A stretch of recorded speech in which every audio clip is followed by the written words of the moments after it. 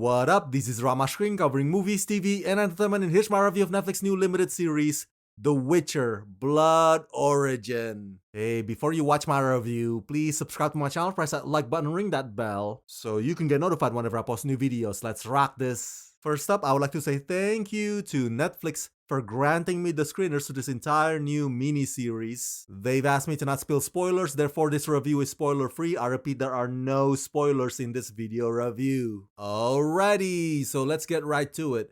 So, what's my overall verdict on this show, which by the way is a prequel to the Witcher series? Well, Blood Origin is just okay. It's just okay. It really does feel like nothing more than a filler, you know? It's just a something in between while we anticipate The Witcher Season 3, which by the way, still features Henry Cavill as Geralt of Rivia. Now remember, Liam Hemsworth is replacing Henry Cavill starting Season 4, not Season 3. So we will still see Henry one last time playing Geralt. But that also leads to the reason why, to me, Blood Origin is just okay. I don't love it, but I don't hate it either. It's partly because after hearing that Liam is gonna step in as the new Geralt, let's face it, the stock value on this franchise has gone significantly down. No offense to Liam, but going from Henry to him is a downgrade.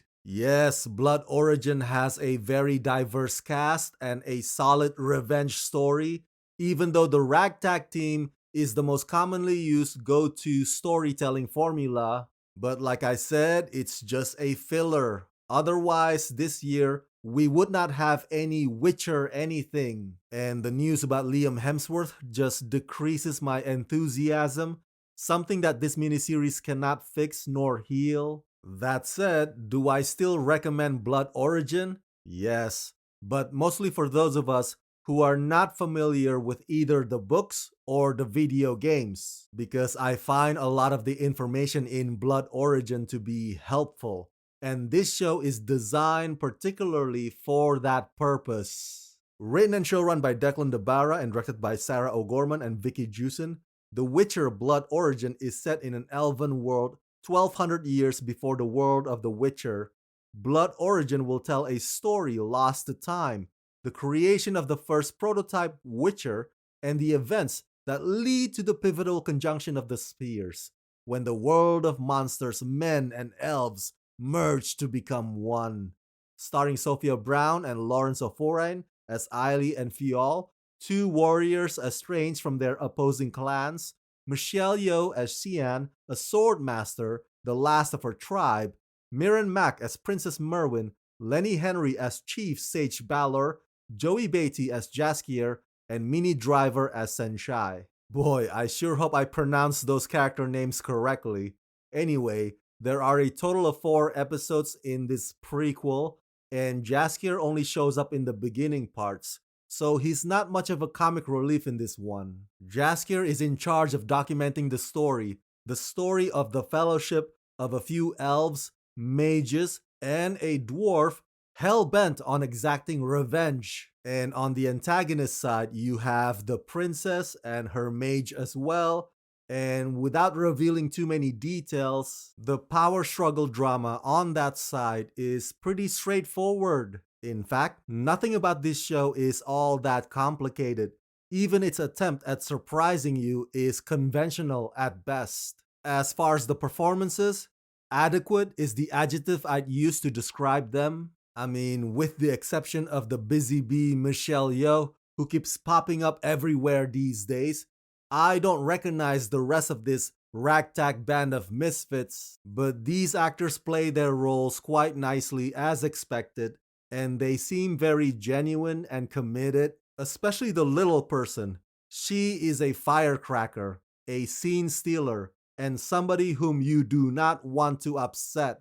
The writers did what they could to make these characters not come across as one-dimensional, but then again, there's only so much you can do in terms of character exploration when you only have 4 episodes to work with.